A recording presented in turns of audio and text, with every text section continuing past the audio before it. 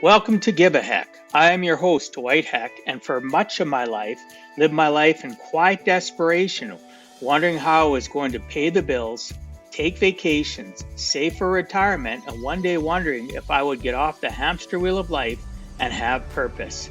A life that most of society lives, which takes us to work, then home, then repeat, and pays us hopefully enough just to survive.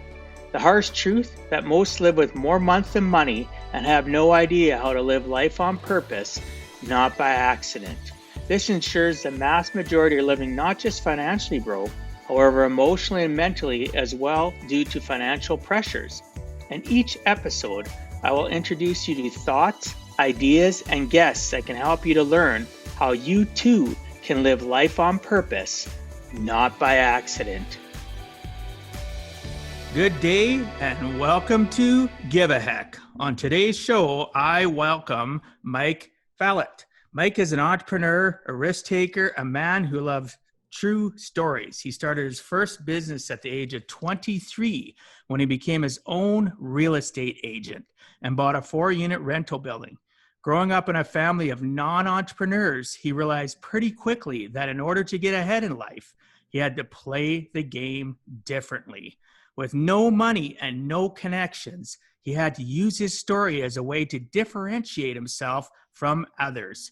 After years of failure, he finally was able to start making money from one of his entrepreneurial ventures.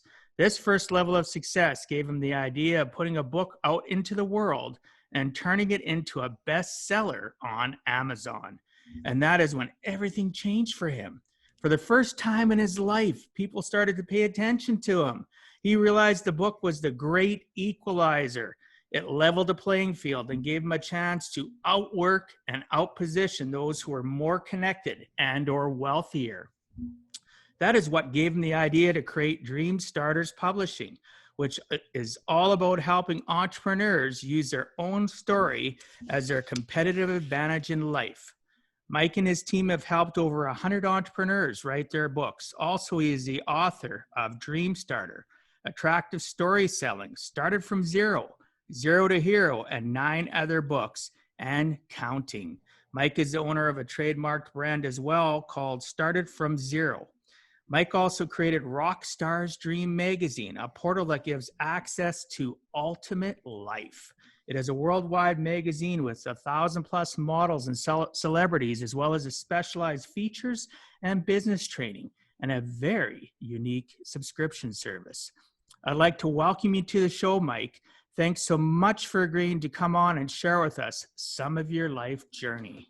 That's probably the greatest intro I've ever got. So thank you so much, Dwight. I appreciate it, man. You did your homework. However, I do got to correct you. It's over 200 entrepreneurs now at this point. So that's an old bio. Come on.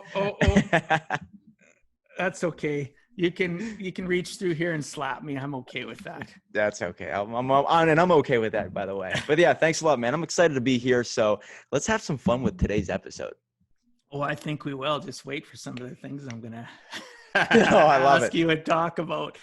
So the first thing, though, I always start off, you may have heard it on some of my podcasts, but I have a real thing about finding out about people. And, you know, most podcasts, even television interviews, they basically, or media, you know, tell me about yourself, blah, blah, blah, blah, blah. That's boring as hell. I want to ask you, what is your origin story? And the reason I ask and use those specific words, I'm a huge Marvel fan, Star Wars fan, and over the years, they start everything in the middle. And then years later, they go back to the origin. What the hell's up with that? The origin is so important. They're devaluing the fact that the origin of people from the start to where they are in the journey is more important than the middle, in my opinion. So tell me your origin story. What key things from your childhood to adulthood that led you to where you're at currently?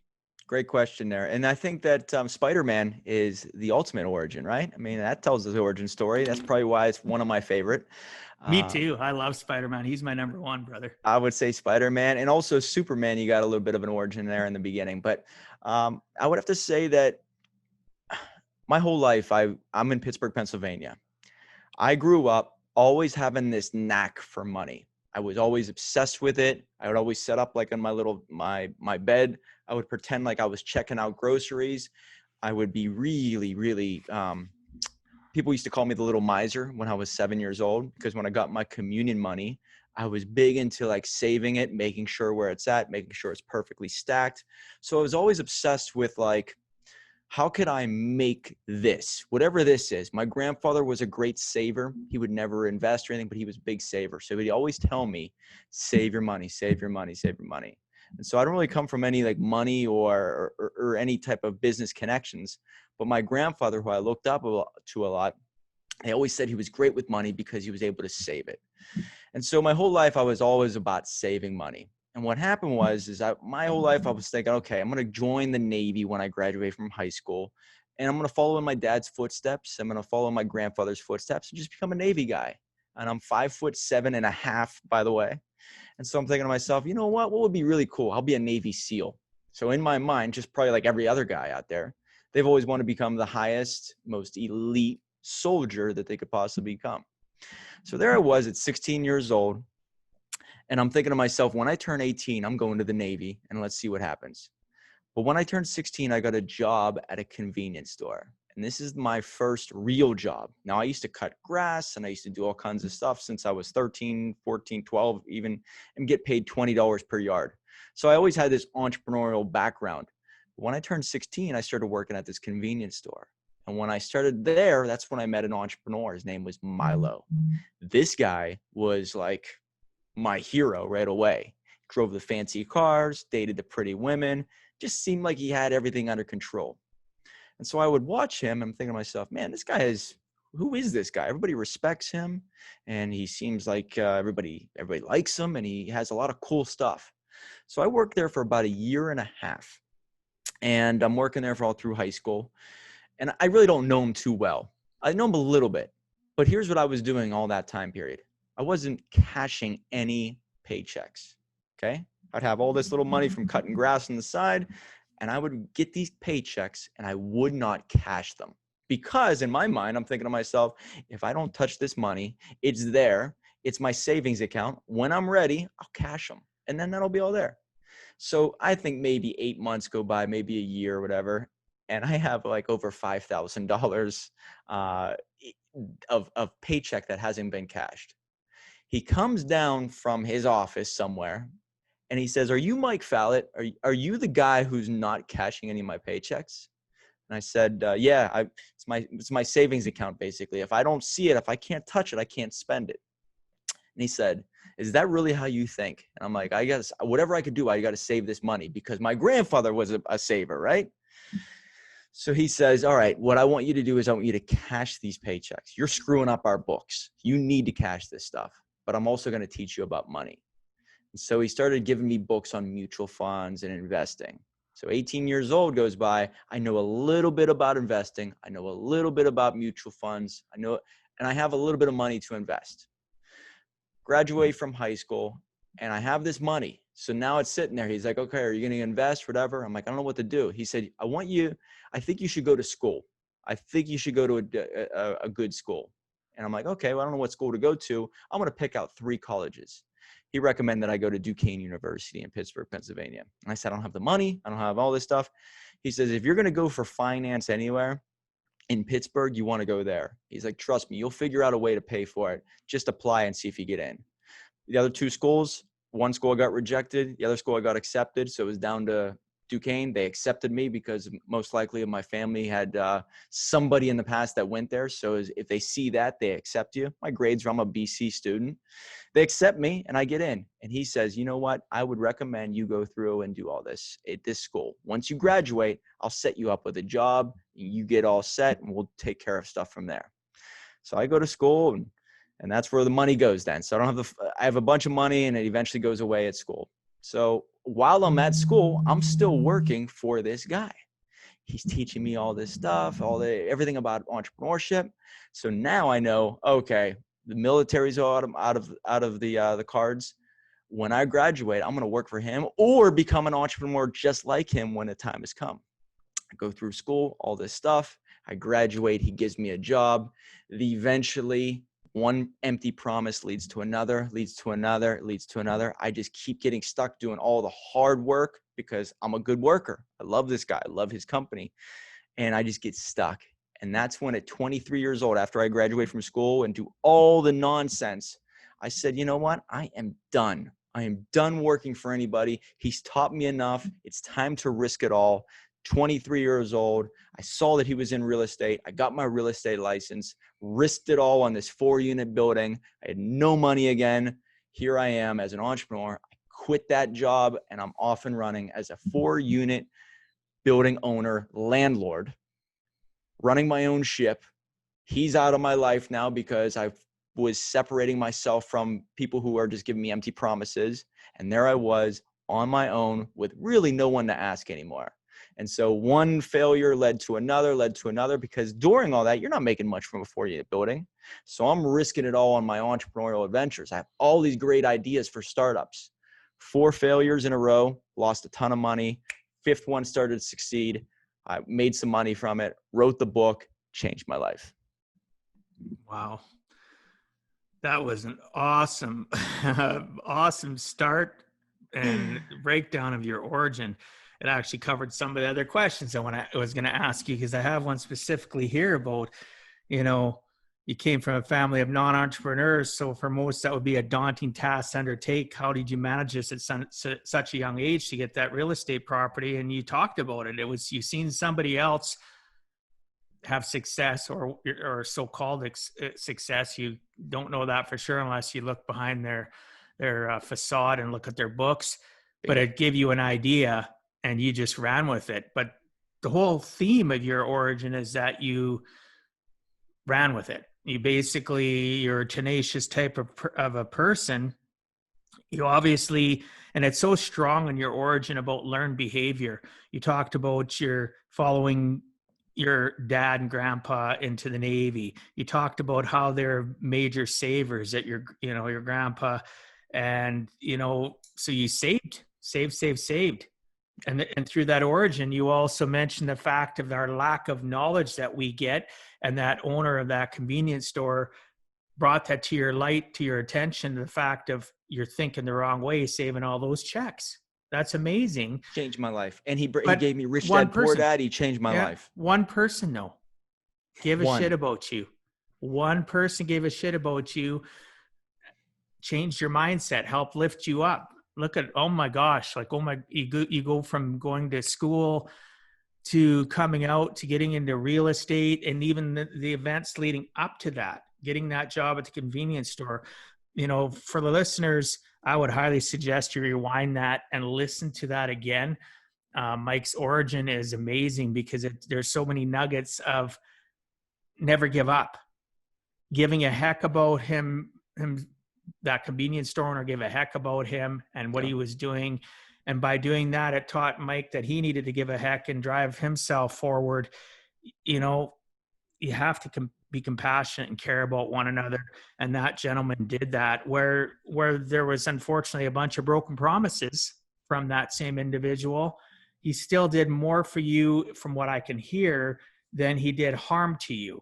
Damn unfortunately, right. People can build this up. I've had multimillionaires give me good advice, make me all these promises. And I was upset at first about it. But when you look back at our circumstances, we're so focused and driven to focus on the negative instead of the positive of what others have done for us and where it helped, leapfrog us forward in our lives. So thanks for sharing that. That was amazing. You're welcome, man. And here's what I want to touch on there is I don't know if he was a bad person at the end. It's just that I outgrew him. There's nothing else that he could have done for me. It's time for me to do it on my own now. So you can only teach someone so much for them to say, okay, I can keep you with, giving you these jobs, but you're made for so much more. And so now it's time for, hey, I gave you Rich Dad, Poor Dad. I got you on the path of understanding how to use money as an asset to make you money. I got you on the path to start thinking for yourself and building businesses.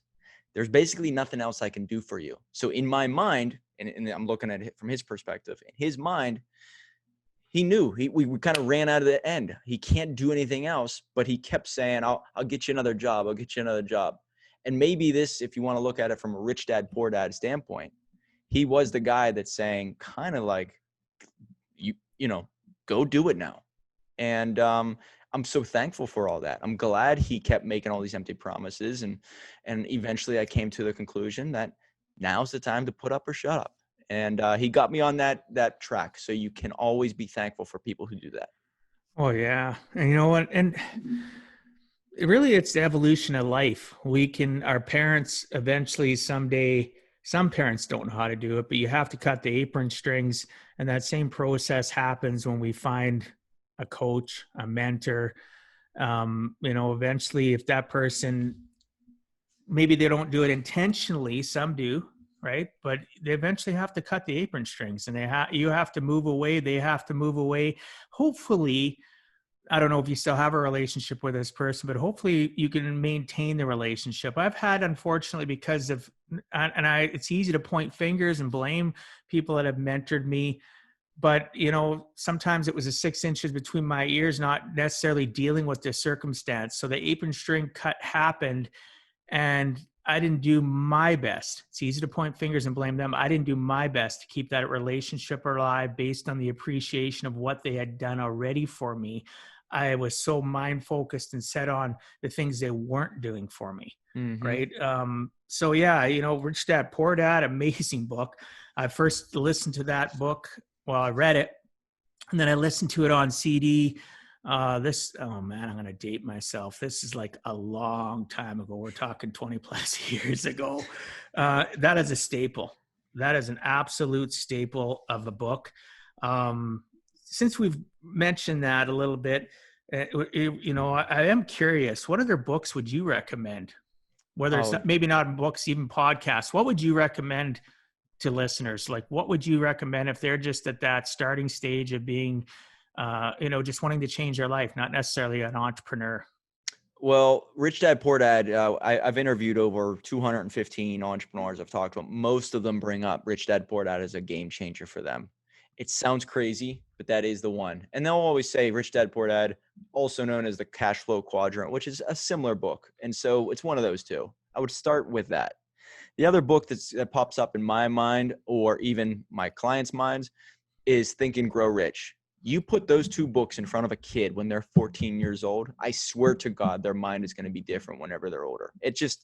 You need to read that when you're young. You should, or no matter what stage you're in, you need to pick that book up, both those books. So I'm a big Napoleon Hill fan, and that's why I actually like Outwitting the Devil even a little bit more than Think and Grow Rich. It's very similar, but it's told in a way that's really creative.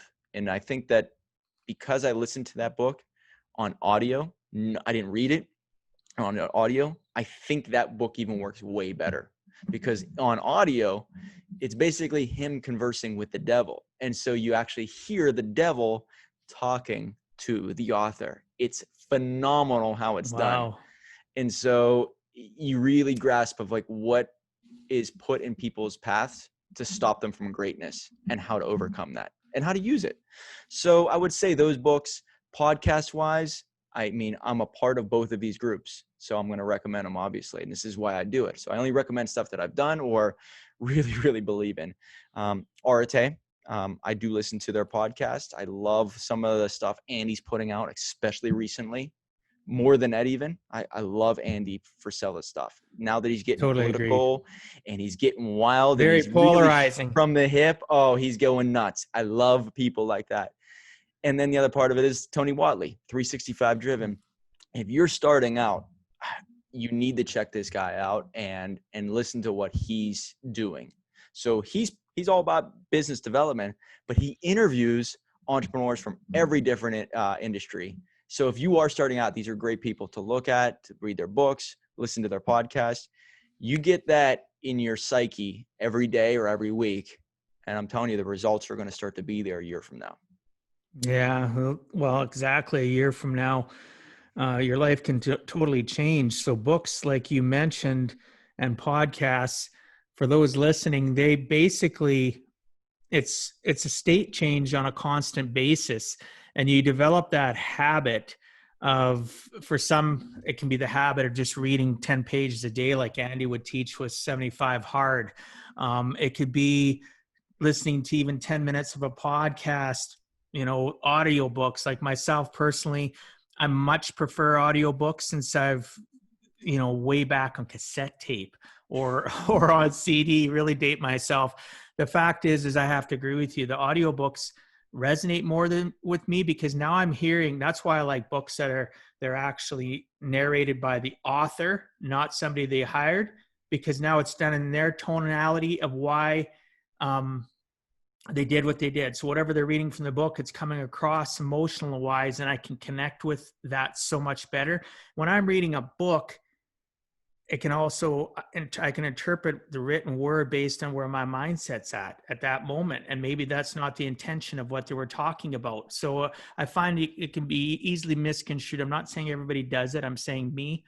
I can misconstrue it. So I find that listening to books is really important.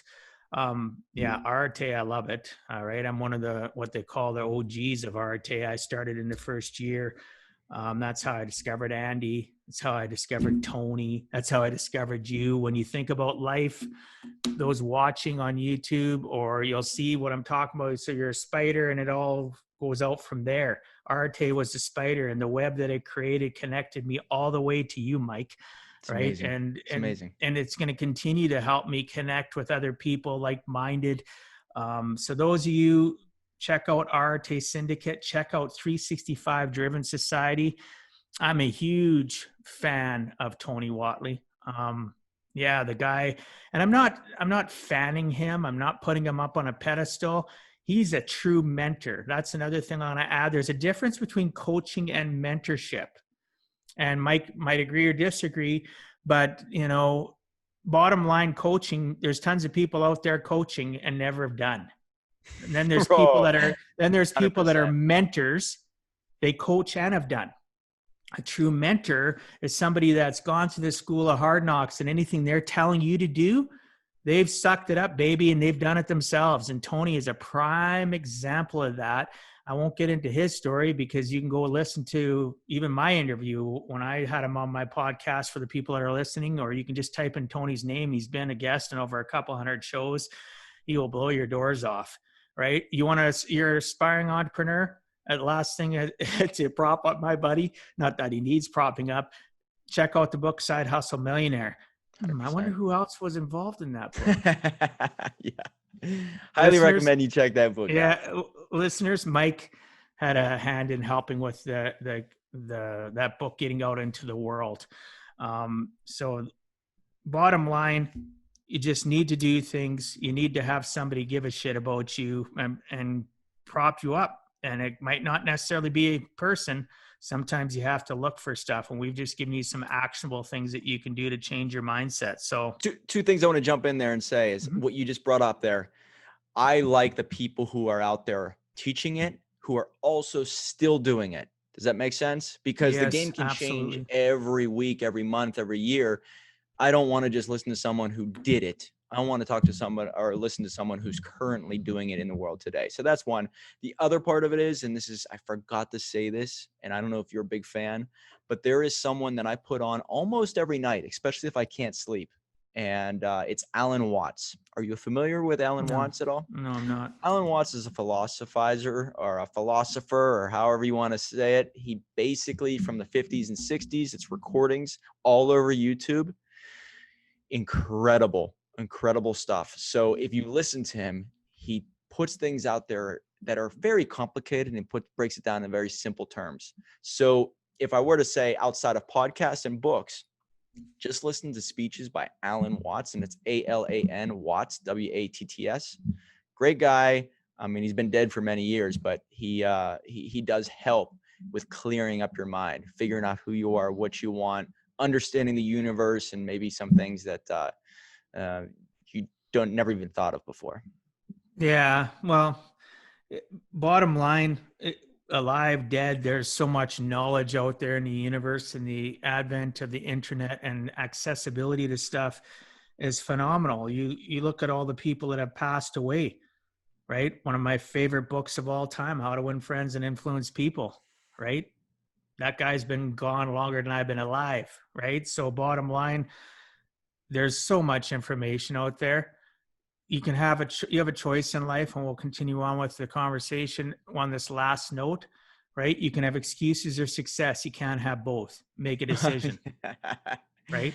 I like Find it. that person that can help you drive past your excuses, right? Reach out to Mike or myself, and, we'll gently give you a mental slap. No problem. Right? We'll help you Absolutely. out, right? That's the only So way to get it done. I want to take a little delve off the path here. I always enjoy hearing stories of people's adventures in their entrepreneurial journey. Can you tell me the wildest thing that happened during the time of your life of owning a rental property and being a landlord? Oh man, oh man. There's a lot. Let's just say there Just is a lot. pick one.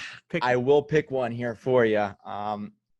When I was 23, I'm very naive, and I own a rental building. Now, I don't know if anybody out there is listening, but the moment you say you're an owner of the building and the tenants are talking to you, they automatically think you're some billionaire who's just has all the money and you could fix anything, and they just assume that. Anyway, I get in there, and this is actually two stories, but it's combined into one. Okay. So one of the tenants, when I first bought the building, isn't paying right away. And here I am at 23, just this nice. I really was a much nicer dude. I was so nice to people. Not now. A little bit different. But I was really nice. And so one of the guys I felt really bad for, he just wasn't paying. And it seemed like he was a good guy, telling me straight up, maybe 50 years old, single dude, really nice. Hey, man, I can't get the money now, but next week I'll have it for you. I understand. It's, I get it. Pay me next week. That's all I'm asking. Thanks so much. Next week comes up. And this is within my first 2 months of being an owner. Doesn't pay me. Through a little due diligence, I found out that he's somehow related to the former owner of the building.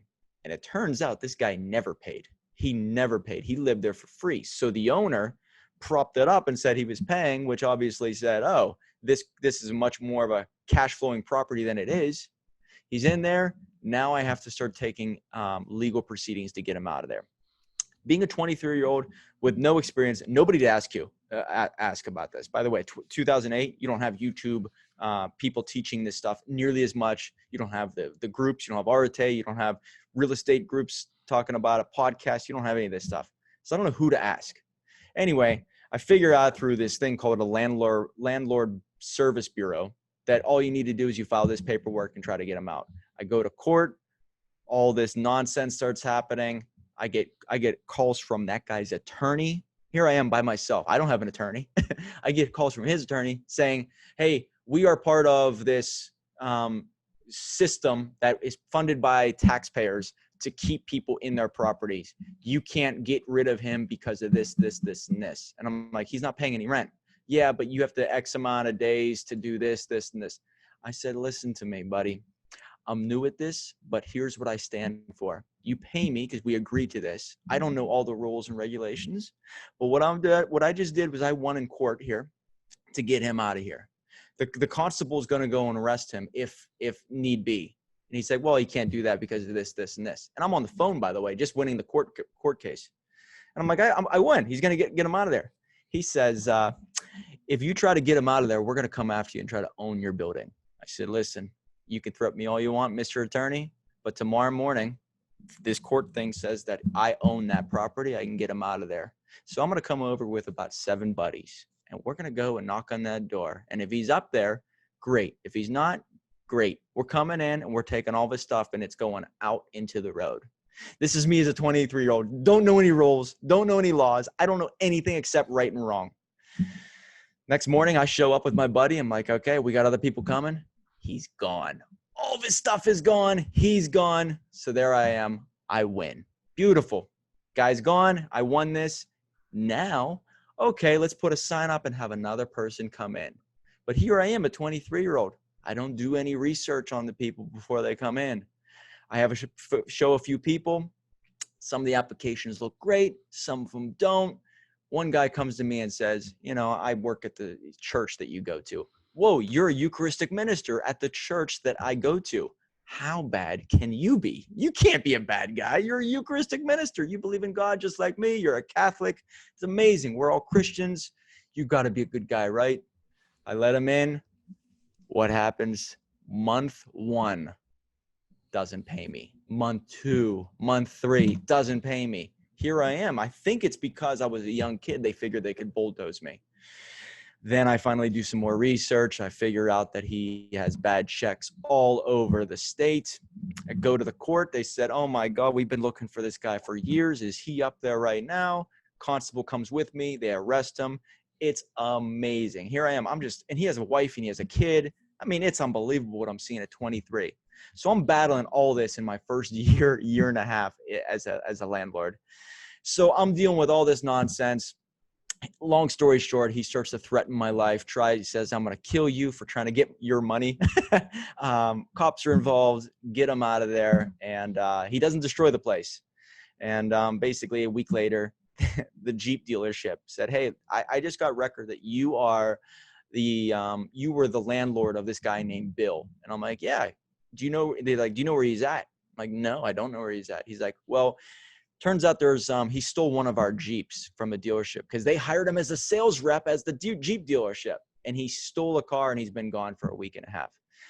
And that's when you realize as a young kid, as a young entrepreneur, the world is not full of sunshine and rainbows and people who are out to do good. There are a lot of people out there who are looking to con you, beat you, destroy you as long as they win. Because guess what? The thieves know the laws and regulations way more than the good people because they've been through it 100 times with 100 different people. And that's what really smartened me up to doing background checks, getting a little bit more standoffish from being too friendly with the tenants. Teaches you a lot. So I would say that's the craziest time of my life. I mean, I even having this guy, his parents were calling me.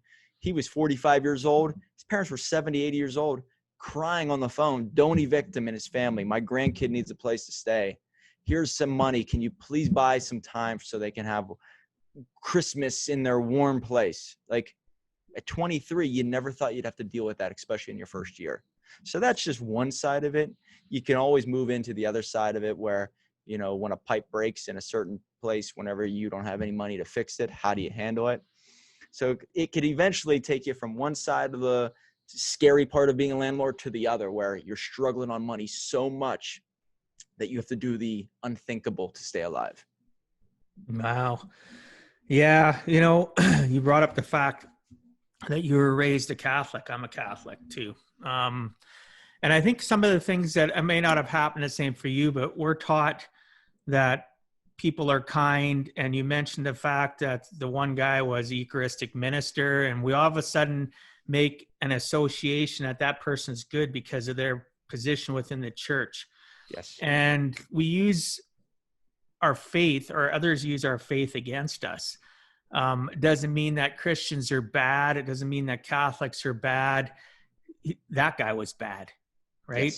Yes. His facade of life was the fact that he was presenting himself as a really good person, and his position of where you met him or how you knew him give you some comfort, when in reality, like they say, people are dressed in sheep's clothing, right? The wolf is hiding on sheep's clothing. Guess what, listeners? Enjoy that, because it's that thought process, because it's going to be that way the rest of your lives. It doesn't mean I want you to be non-trusting of others. I want you to be aware. Look for the signs. Don't just hear what people say. I coach and educate people on that, mentor them. You know, don't just listen to what people say. Look at their tonality, look at their body language. You can tell when a person's full of shit, right? Yes. You can tell when they're not a genuine person. But when you're 23, we're not attuned to that. Nobody's teaching us about body language or teaching about how people's tonality is, or maybe go talk to somebody and say, hey, such and such at church is a Eucharistic minister. You go to church, I see you guys talking. Can you tell me anything about him? At 23, do you think about that? Never. Wouldn't it be great if we were taught that we should go and check people's connections, their reference, like verbal reference, talk to say, hey, go up to the minister or the priest at church. Hey, such and such is the Eucharistic minister here. I know you can't say necessarily things wrong, but I'm thinking of renting to him. And the priest may not say this person's a dirtbag, but you watch the priest's body language. You go talk to the guy that's, hey, you know what? You talk to Jim all the time. I'm thinking of renting to him. He seems like a decent guy. all of a sudden the guy's shoulders go up, right? You'd know right Watch away. that. So it's not always about the verbal. It's about this. It's about watching people. So you can find out a ton. And I learned this as an older person at 23. I wouldn't have known any better either, Mike. We learn this as we age, and mistakes, life lessons, wisdom. We learn that we can talk to others about somebody else and read their body language to find out if that person is worthy of our effort. Because not everybody's worthy of our effort. Better believe it, man. Right? Not It's everybody's scary. worthy. It's scary. And you take this lesson from dealing with a tenant, but you also deal with people who are ever going to get your money, right? Coaches, people you're going to work with. You don't just take it from face value. You basically find out from other people that you trust. Just like you said, you ask around, and then you can get the real story.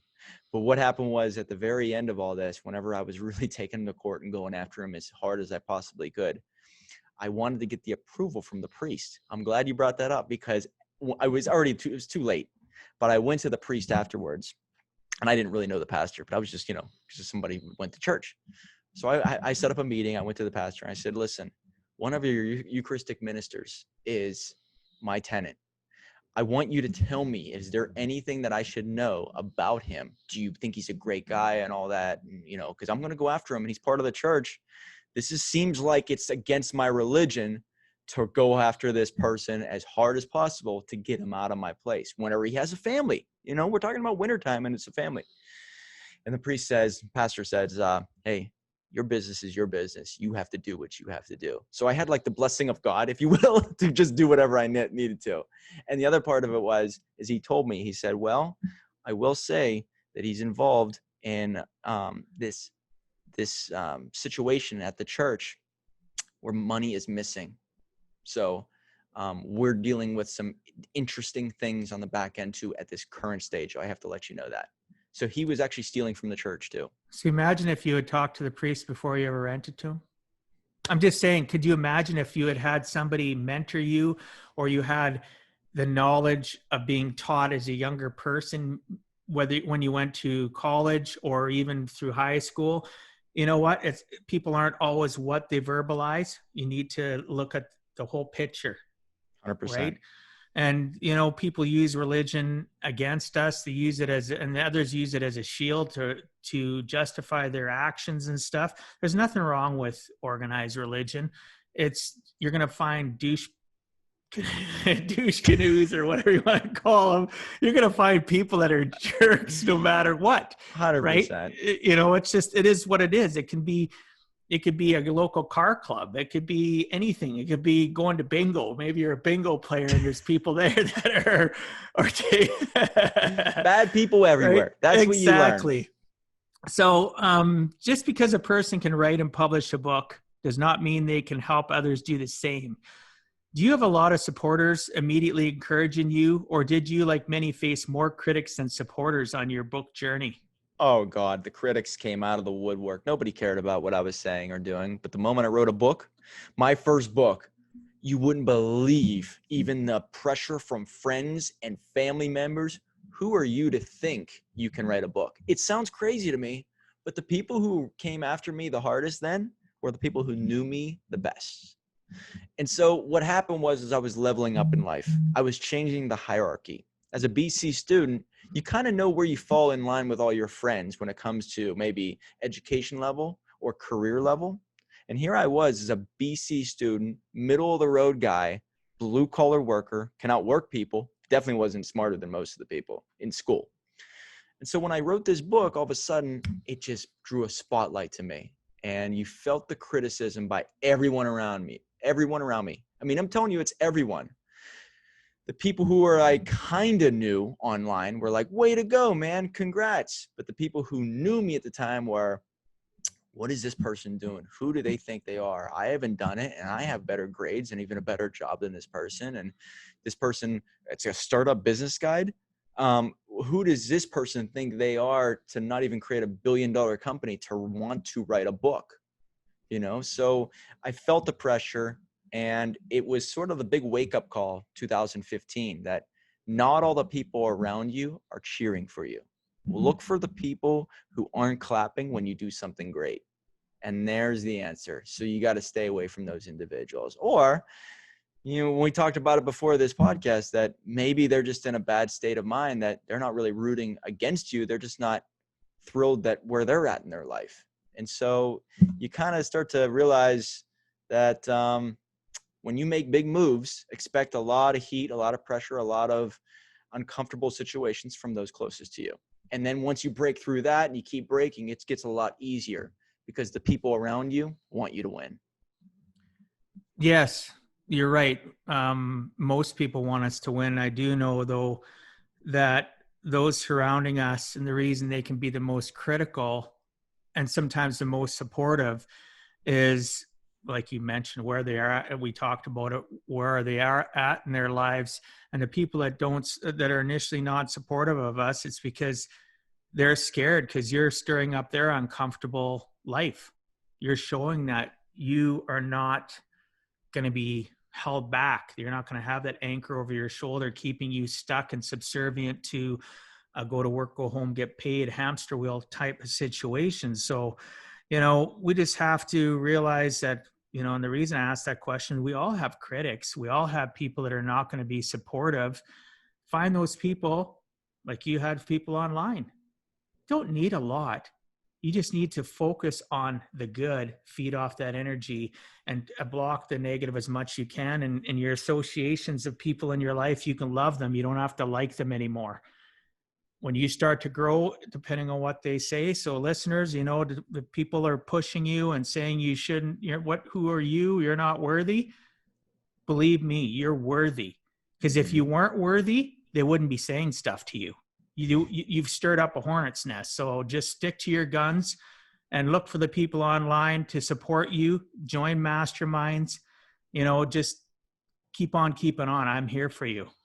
So yeah, and I'm glad you touched on that, is that anytime you make a change in your life, and that's why if you are born in a certain environment where greatness is not really appreciated or even encouraged, where it's like, you always are told as a young kid, shoot for the stars. But then when you start to do it, people are like, whoa, whoa, whoa, whoa, whoa.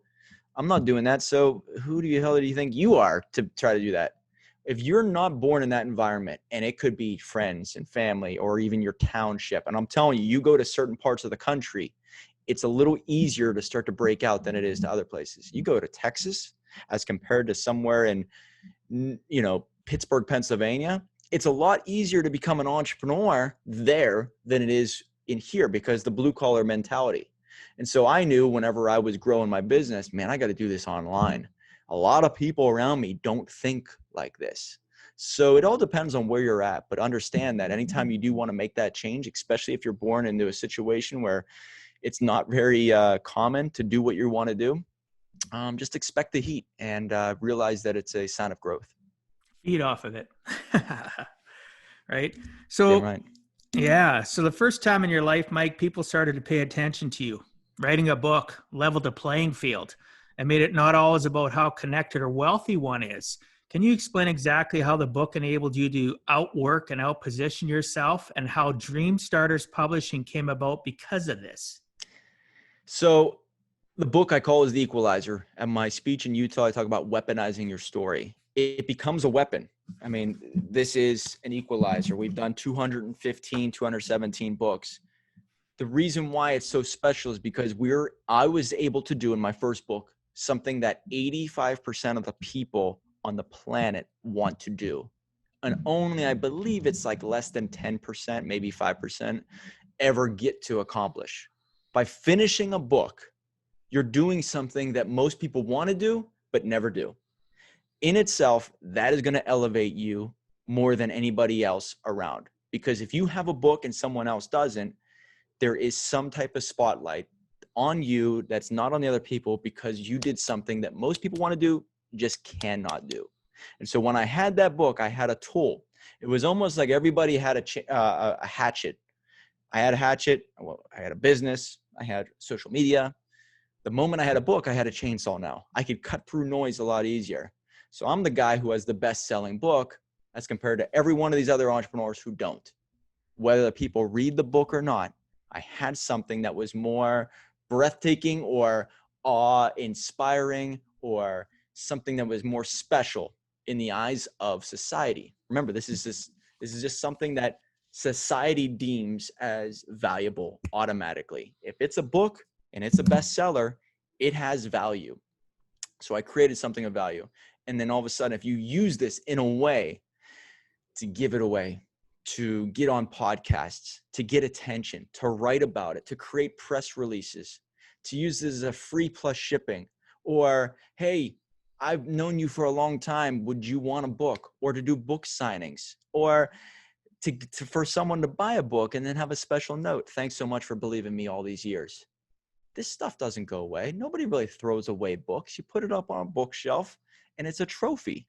So the more trophies you have, the more of a winner you are. And that's just how the world is. So I talk about how the book is not only an equalizer or a weapon, but it becomes a trophy. And if you use it in the right way, you stand out. And if you can stand out for 1 second longer than your competitor, you're going to get their attention, and you can use that in a way that's going to help them and you elevate your vision. So if you could do that in a short amount of time, as often as possible, you're going to win this business war. So DreamStarters Publishing was all about a couple things, but more than anything was about speed.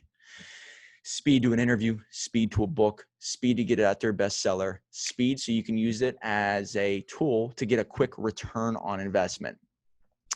And it's not just about a once in a lifetime, get a book done and then move on and just keep going on about your life. It's get a book done, make your story get a little bit better, get a little bit more interesting, then write another one. And then it gets a little bit more interesting. The better you use it, you get in front of more people, you meet incredible individuals, you help a lot more people. Your story is going to get a bit more exciting. You bought your dream car, you went on this trip, you spoke at this event, you worked with this big client that's associated with Tony Robbins. Oh, now your story is even getting better.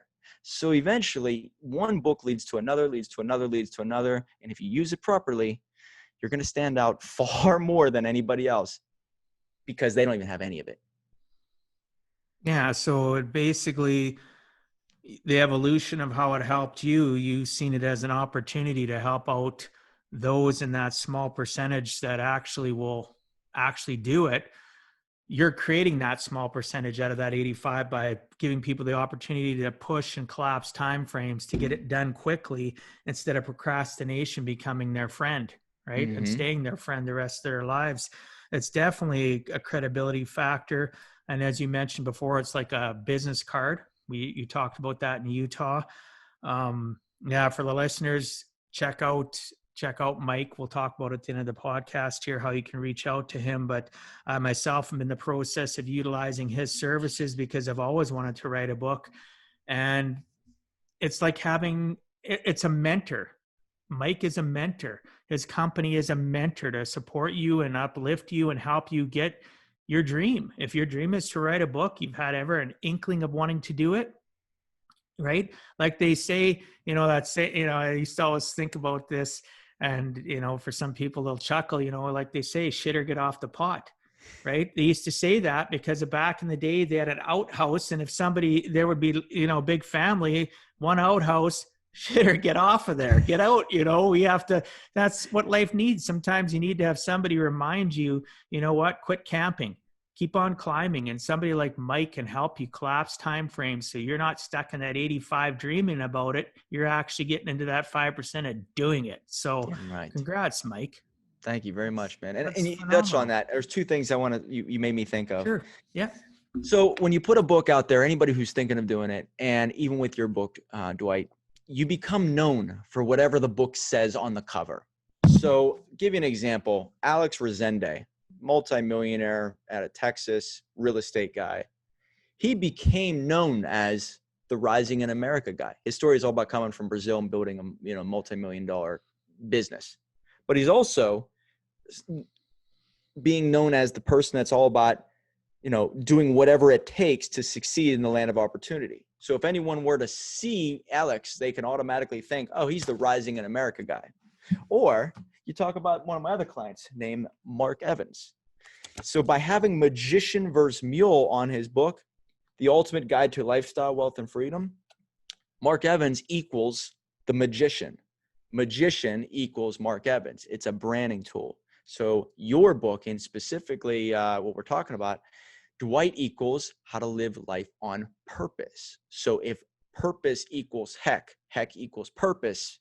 Now, all of a sudden, people know you as the guy that can help them get purpose in their life. And so one quick little word on a book used properly, whether they read all 20,000, 30,000 words, it's going to connect the dots between what you can do for them.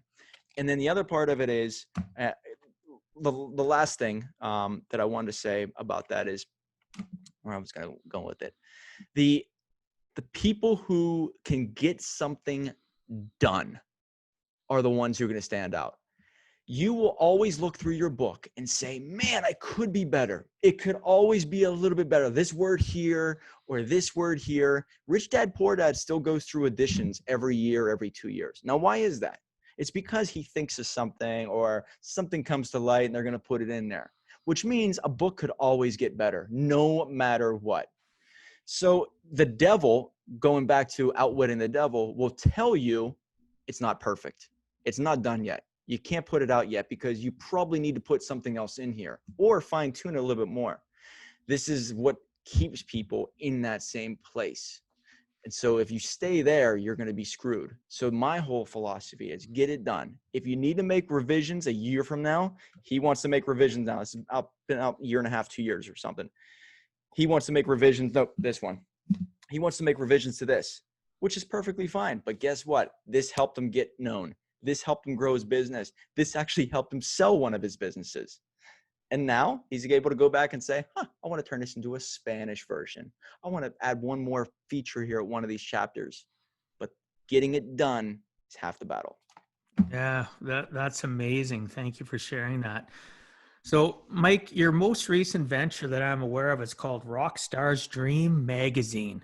Yeah. I know it is involving models, celebrities, articles, and business training. However, the thing that intrigues me the most is the unique subscription service it offers. Can you explain to the listeners exactly how the idea came about for the magazine and for this unique experience? And yeah, Rockstar's Dream is just, it all started because of the pandemic. So whenever January hit, February hit, March hit of 2020, I have all my eggs in one basket, DreamStarters Publishing. But guess what people were not doing whenever they thought the world was coming to an end? They weren't putting their books together. They weren't hiring a ghostwriter company. They weren't trying to turn their book into a bestseller. They were trying to stay alive. They didn't know what was going on. So everything dried up on my end. But it gave me a lot of free time. And that also said to me, man, what am I lacking? I need to have multiple revenue streams. But what is necessary out there? Well, you know what I've noticed is what would I do? I would love to start to meet some of my heroes and celebrities. The thing called Cameo was growing. Cameo is where you hire someone to give a quick little 15-second little hi or a thank you or a birthday wish. And that was just growing like crazy. So I thought to myself, what would be really cool? Why don't I have a way for people to talk directly to models, top of the line celebrities, big heroes of theirs? Because I would want to do that. So I started putting in this place that if I could get on a Zoom call or somehow talk with my heroes, that to me would elevate my name, but it also fulfill like a bucket list item. So what happened was Rockstar's Dream started to work with a bunch of models. Models were advertising themselves in the magazine, and they would say, hey, why don't we get some way for the reader or the viewer to get in touch with the model, whether they want to date them or just get to meet them.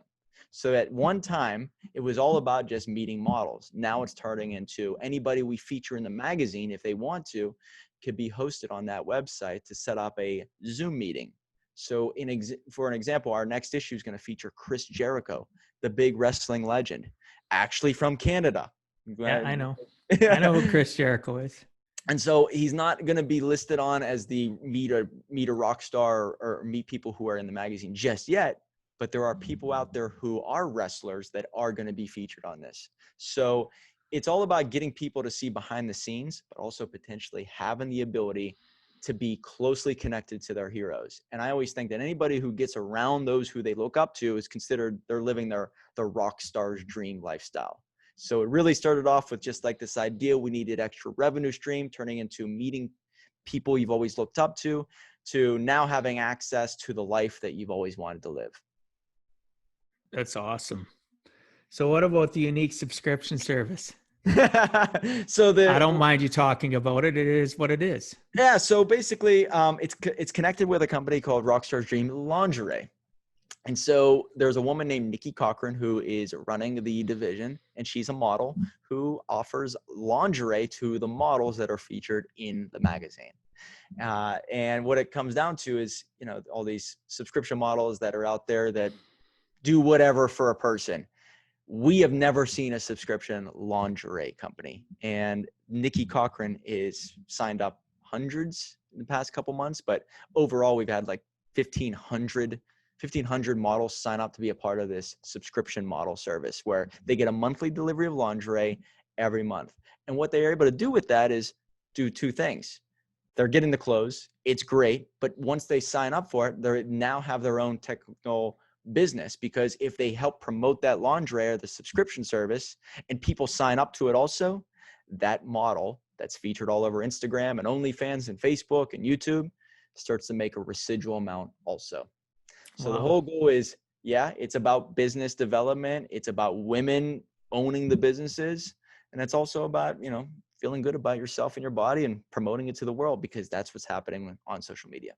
Yeah. And, you know, there's so many sticklers about, you know, what we should and shouldn't present ourselves to be.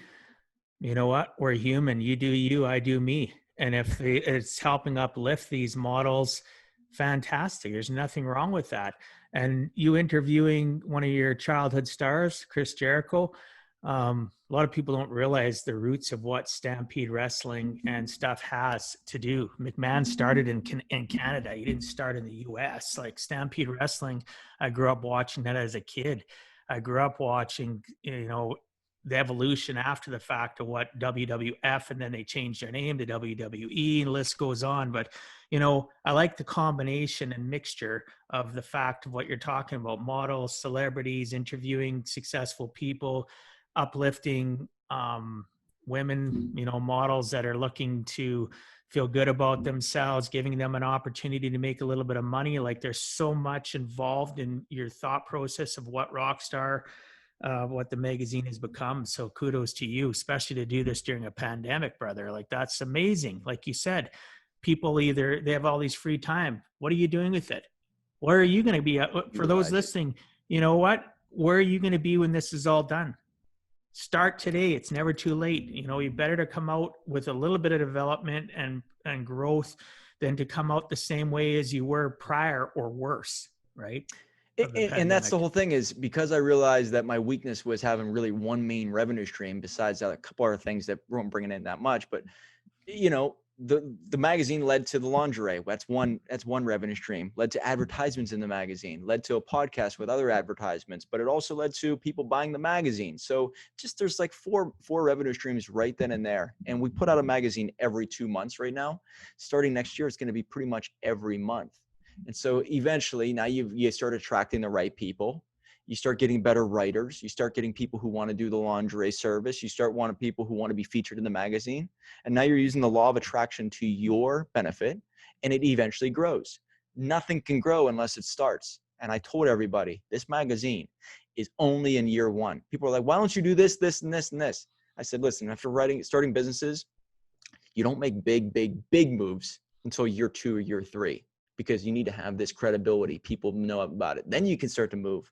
But you try to move too fast, too early on, you could screw yourself up. Just get it started, understand the basics, use time to your advantage. And after a year or 2, you're going to have a lot more tentacles into certain parts of the world that you never thought were possible. So you can only plan so far into the future. Just get started, and you know, you're going to have a leg up on your competition that basically wants to wait until they have all the data and all the perfect details. Yeah, basically, you know what? Get started, figure it out along the way, right? Damn right. Better, you know, one of the things I tell people, we're running out of time here. I know I got to respect your time here. At the bottom line is, people, I'd rather have ignorance on fire than knowledge on ice. Right? I'd rather have ignorance on fire than knowledge on ice. Just remember that. I'd rather be ignorant about something and be charging forward than to have all the knowledge and never apply it. So hell yeah. Yeah. So Mike, you'll never know. You will never not. I mean, when you start, you'll never know everything. Like, that's the key here. I don't care Yeah. what you do in your world. There's always going to be that unknown part. And so as long as, like you said, ignorance on fire, if you have that, you're going to fight through a lot of the little battles that a lot of people are scared of. And so if you have the ignorance to say, I can do it and make it happen, I'm telling you, when your back's up against the wall, you'll figure out how to fight when you need to. Absolutely. So, Mike, if you had to give our listeners one last closing message, what would you tell them in regards to giving a heck and never giving up? Giving a heck. When I think of that phrase now, I always think of how to live life on purpose. So purpose to me is the step one. So they always say start with why. I believe, who is the writer of that book? Do you know that? There's a book out there called Start with Why. And Oh, no, I don't. If you don't know your why, if you don't know where you're going, it's going to be really hard to make those decisions on a small scale. And so the way I started to give a heck and started to figure out my purpose was I wrote down my dream obituary in 2014, I believe. Might have been 2013, but it was 2014, I think.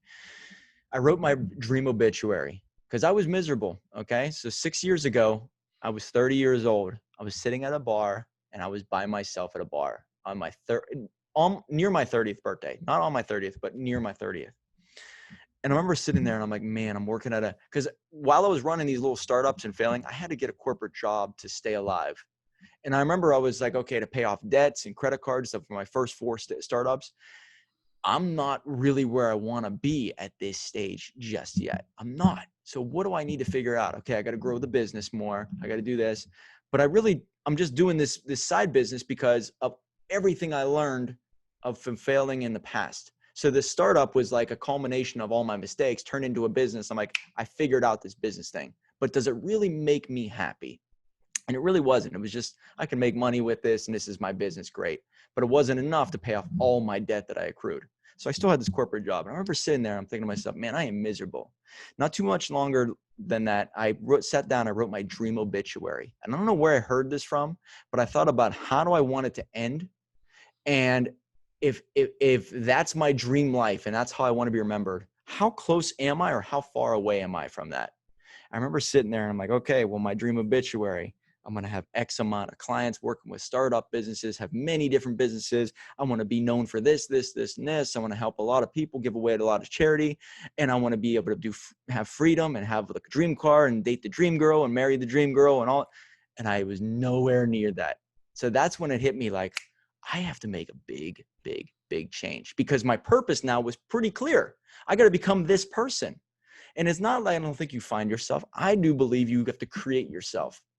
So slowly but surely, I had to create everything that I needed to about myself to become that person. Confident, a great speaker, a great writer, a great leader. And I wasn't all that at that time at 30 years old.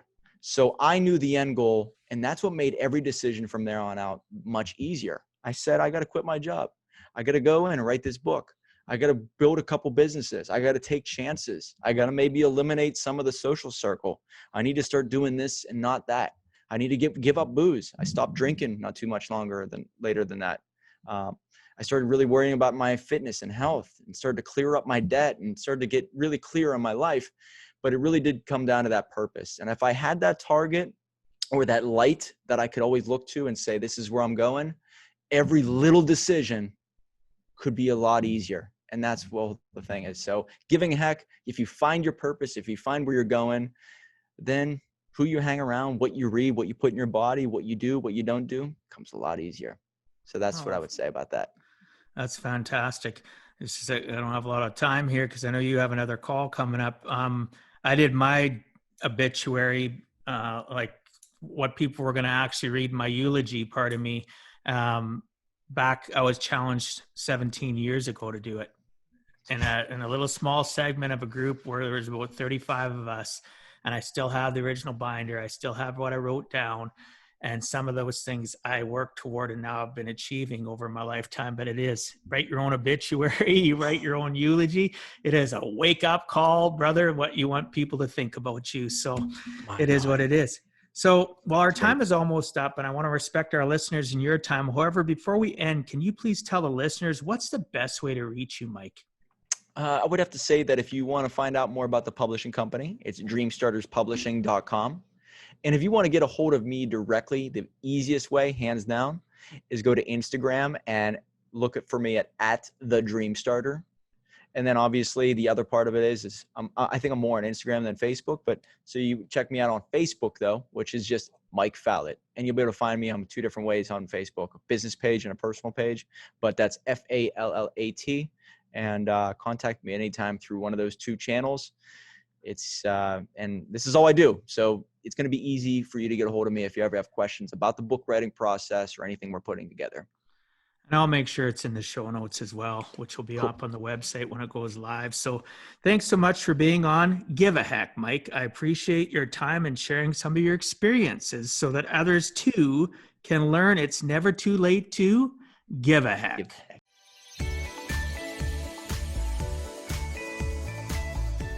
Thank you for taking time out of your day and listening to Give a Heck. If you find value, I'd appreciate you sharing with your friends and family so they too can learn how to live life on purpose, not by accident. So you do not miss the next episode, please subscribe on your favorite podcast platform, and please also post a review. I look forward to reading your comments. This has been Dwight Heck. If you want to check out other podcast episodes or today's show notes, please check out my website, giveaheck.com. And until next time, together let us all strive to give a heck.